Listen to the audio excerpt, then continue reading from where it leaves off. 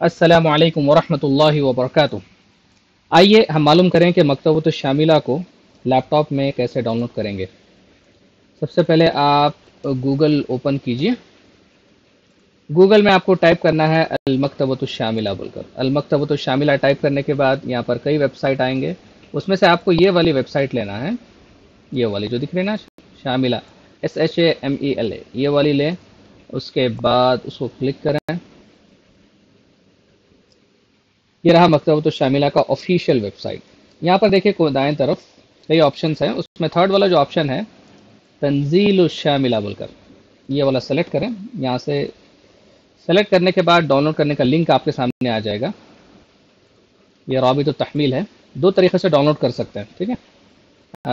और इसका जो साइज़ है 6.8 यानी तकरीबन 7 GB मकतबतुश शामिला के है। और ये मज़गूत फाइल है, मज़गूत कहते हैं जो कंप्रेस होती है ना, जिप फाइल।